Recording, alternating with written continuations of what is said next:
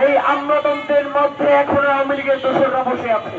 এই জনগণ শহীদ ওসমান হাদির হত্যাকারীদের বিচার চায়, পাঠায় আন্তর্জাতিক আদালতে বাংলাদেশের পক্ষ থেকে ভারতের বিপক্ষে মামলা করতে হবে। দফা নম্বর 4, আওয়ামী লীগ এই দেশে দীর্ঘ 17 বছর এই দেশের আমলা এবং মিলিটারির মাধ্যমে এই দেশে টিকেছিল। এই আমলাতন্ত্রের মধ্যে এখনো আওয়ামী লীগের দোসররা বসে আছে। এই মিলিটারি ইন্টেলিজেন্সের মধ্যে এখনো আওয়ামী লীগের দোসররা বসে আছে। তাদেরকে চিহ্নিত করে অতি দ্রুত বিচারের মুখোমুখি করতে হবে। 626 জন ক্যান্টনমেন্টে আশ্রয় নিয়েছিল, আপনারা জানেন না? আমি তাদেরকে ছেড়ে দিচ্ছি, আপনারা তাদেরকে ছেড়ে দিচ্ছেন। এই দেশের আওয়ামী সেবাদাস সেনাবাহিনীর কতিপয় অফিসাররা তাদেরকে সেই ব্যক্তি দিয়েছে। কারা দিয়েছে আমরা জানি, যারা ভারতে খুনি হাসিনাকে আশ্রয় দিয়েছে। আজকে এখানে আমরা 10 ট্রাক নিয়ে এসেছি। এই 10 ট্রাক হচ্ছে ভারতীয় আধিপত্যের বিরুদ্ধে বাংলাদেশের জনগণের সিম্বল। আজকে আমরা 10 ট্রাক নিয়ে এসেছি। আগামী দিনে 10 লাখ ট্রাক ভারতের জমিনে যাবে ইনশাআল্লাহ। আমরা ততক্ষণ পর্যন্ত বন্ধুত্বের সম্পর্ক রাখতে চাই যতক্ষণ পর্যন্ত তুমি আমার বন্ধু। তোমার সাথে আমার কোন স্বামী স্ত্রীর সম্পর্ক নাই।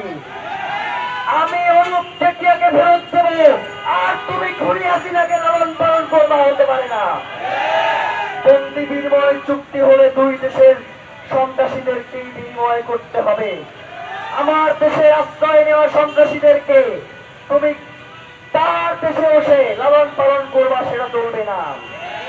বাংলাদেশ সরকারকে অনুরোধ করব, ভারতের বিভিন্ন রাষ্ট্রে স্বাধীনতাকামী জনগণ রয়েছে, তারা যদি বাংলাদেশে আশ্রয় চায় তাদেরকে আশ্রয় দিতে হবে।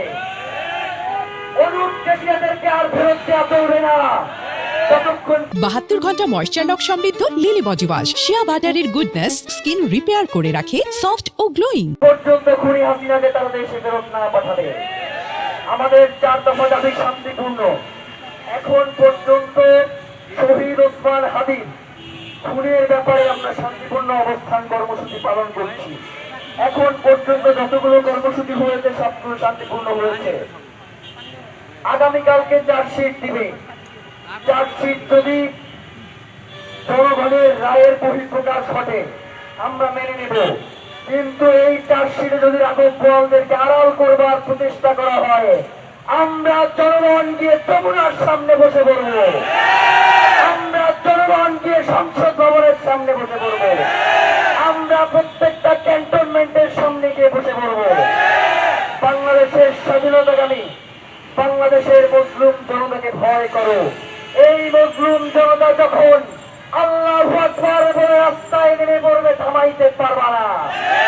প্রিয় ভাইয়েরা, আমরা কোন ধরনের সুশীলতা আমরা আর বরদাস্ত করব না।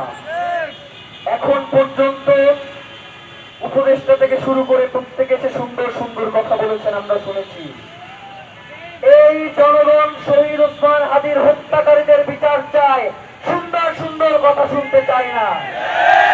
মাননীয় প্রধান উপদেষ্টা, এই জনগণ চেয়েছিল আপনি শহীদ ওসমান হাদির জানাজায় গিয়ে বলবেন, আমি ডক্টর ইউনূস, আমি শেষ পর্যন্ত যতদিন ক্ষমতায় রয়েছি এর মধ্যে শহীদ ওসমান হাদিদের খুনিদের বিচার করে যাব। আপনি কি বললেন? আপনি বললেন আপনি শহীদ ওসমান হাদিকে ধারণ করেন। শহীদ ওসমান হাদির খুনের বিচারের মধ্য দিয়ে একমাত্র শহীদ ওসমান হাদিকে ধারণ করা যাবে, এর বাইরে আর কোনো পথ নাই। প্রিয় ভাইয়েরা, নির্বাচনের সময়ে হবে। আমাদের দাবি আমরা আমাদের মতো করে আদায় করব। দুইটাকে আমরা কেউ এক করে ফেলবো না। আমরা তো এই সরকারকে জানুয়ারি মাস পর্যন্ত সময় দিয়েছি। ফেব্রুয়ারিতে তো আমরা ইলেকশন নিয়ে কথা বলবো, তার আগেই বিচার হতে হবে।